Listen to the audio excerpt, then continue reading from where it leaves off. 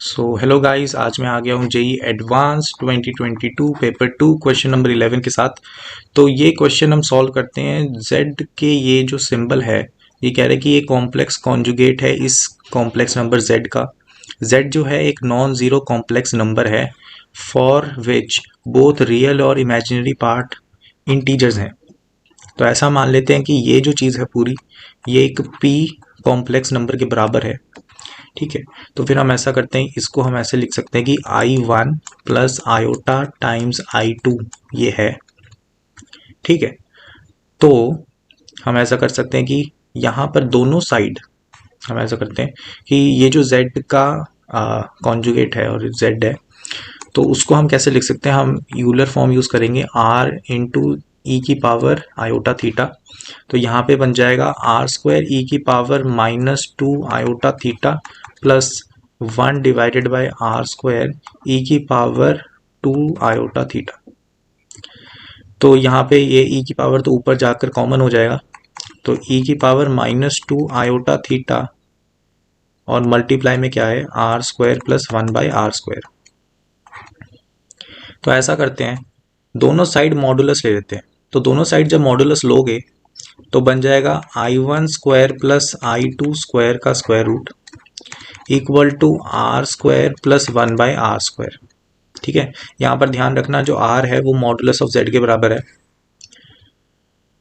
तो यहाँ पर ऐसा करते हैं, हम इन दोनों का स्क्वायर कर देते हैं। तो स्क्वायरिंग बोथ साइड जब मैं करूँगा तो I1 स्क्वायर, यहाँ पे स्क्वायर आना है, I2 square equal to R का स्क्वायर आर की पावर 4 प्लस 1 बाय आर की पावर 4 प्लस 2। ठीक है, तो मैं ऐसा करता हूँ कि ये एक क्वाड्रेटिक होगी। ठीक है, quadratic equation, quadratic in are की पावर 4। ठीक है, तो आर की पावर 4 जो है उसको मैं टी मान लेता हूँ। तो मुझे मिलेगा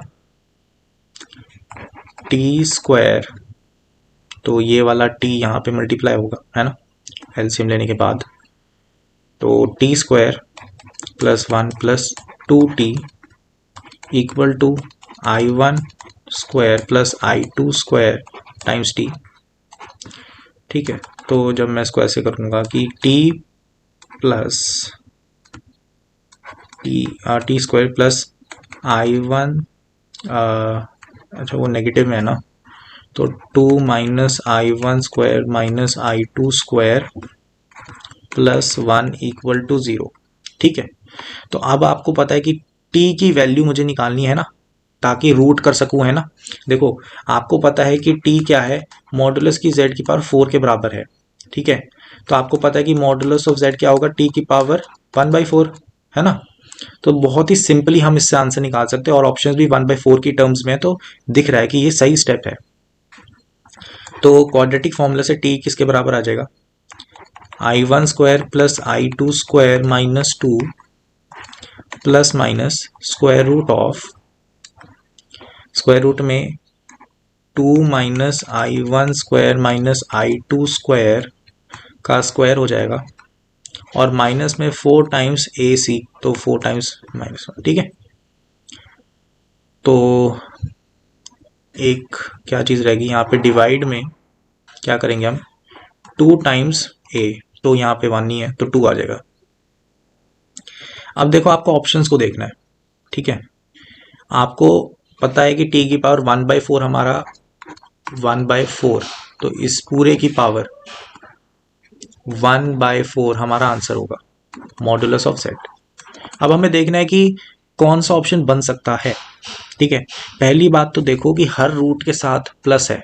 ठीक है, यहाँ पे प्लस है, यहाँ पे प्लस है, यहाँ पे प्लस है, यहाँ पे प्लस है। ठीक है, तो इसका मतलब ये है, इसका मतलब ये है कि हम यहाँ पे नेगेटिव साइन को हटा सकते हैं। ठीक है, यहाँ पे सिर्फ प्लस साइन रखेंगे। तो हम पहले ऑप्शन को देखते हैं। पहले ऑप्शन के हिसाब से एक चीज़ क्लियर है कि 43 मतलब I1 square plus I2 square minus 2 equal to 43 हो। ठीक है, तो I1 square plus I2 square equal to 45 हो जाए। अब देखो इंटीजर्स का स्क्वायर देखते हैं। इंटीजर्स का स्क्वायर पहले तो ज़ीरो, ज़ीरो तो कहीं से भी नहीं होगा, फिर 1 4 9 16 देन 25 36 और फिर 49। ठीक है, तो ये 0 से लेके 7 तक के मैंने स्क्वायर लिख दिया इंटीजर्स के। तो आप देख सकते हैं कि कॉम्बिनेशन बन सकता है क्या किसी का। तो यहाँ पे 45 लाने के लिए 36 और 9 हो सकते हैं। ठीक है, एंड मुझे एक और चीज़ चेक करनी पड़ेगी, जो रूट के अंदर वाली चीज़ है वो भी सेम बने। ठीक है, तो यहाँ पे मुझे ये पता है कि बाहर वाला 43 है, अगर मान लो तो 43 का नेगेटिव है ना, तो -43 का स्क्वायर -4 का रूट इक्वल होना चाहिए 3 रूट ऑफ 205 के। ठीक है, तो क्या कर सकते हैं, 43 का मल्टीप्लाई कर देते हैं 43 से, तो यहाँ पे बन जाएगा 9 1 2 और यहाँ पे हो जाएगा 2 1 16 17 9 और यहाँ पे 4 8 1 4 1849 और उसके साथ -4, तो 1845 ये हमारे पास है। अगर इसमें से मैं 9 को कॉमन निकालने की कोशिश करूं तो मेरे पास 205 बन जाता है। ठीक है, तो 3 रूट ऑफ 25, तो ये चीज़ वैलिड हो गई है। तो ए ऑप्शन हमारा आंसर है, क्योंकि ये एक मल्टीपल करेक्ट आंसर है। ठीक है, मल्टीपल चॉइस करेक्ट होने वाला क्वेश्चन है, तो हमें बाकी ऑप्शंस भी चेक करने होंगे। तो बाकी ऑप्शंस को चेक करने के लिए पहले तो ये देख लेते हैं, I1 square plus I2 square -2 किसके बराबर रखना है। तो यहाँ पे मैं बी ऑप्शन देखूं तो 7 है, तो 7 के बराबर। ठीक है, तो यहाँ पे क्या आ रहा है, I1 square plus I2 square equal to 9। 9 आ सकता है जब 0 और 9 हो जाए। ठीक है, 0 और 9 हो जाए, बट हमें एक चीज़ पता है कि Z एक नॉन ज़ीरो कॉम्प्लेक्स नंबर है। ठीक है, तो जो भी Z का मॉडुलस होगा वो कभी 0 नहीं आ सकता। ठीक है, तो कुल मिलाकर बात ये हो जाती है कि हम 0 नहीं रख सकते, तो कोई भी कॉम्बिनेशन बन ही नहीं पाएगा। ठीक है, एक कॉम्बिनेशन बन गया था बट वो वैलिड नहीं है, क्योंकि 0 हमारी लिस्ट में होना नहीं चाहिए। तो बी ऑप्शन हमारा आंसर नहीं हो सकता है। अगर कोई और ऑप्शन देखने की कोशिश करें, I1 square plus I2 square -2 equal to, C option को देखते हैं। सी ऑप्शन में 9 है। ठीक है, 9 है, तो 9 है, तो I1 square plus I2 square equal to 11। तो यहाँ पे हम देख सकते हैं कि 9 + 2 वाला कोई ऑप्शन नहीं है, यहाँ पे 1 ही हो सकता है। तो कुल मिलाकर बात यह है कि इसका भी कोई कॉम्बिनेशन है ही नहीं। ठीक, तो सी ऑप्शन भी हमारा आंसर नहीं हो सकता है, वैसे ही डी ऑप्शन भी हमारा आंसर नहीं हो सकता है। तो इस क्वेश्चन का आंसर सिर्फ ए ऑप्शन होगा। मल्टीपल करेक्ट था, मतलब चांसेस थे कि मल्टीपल करेक्ट हो भी सकते हैं।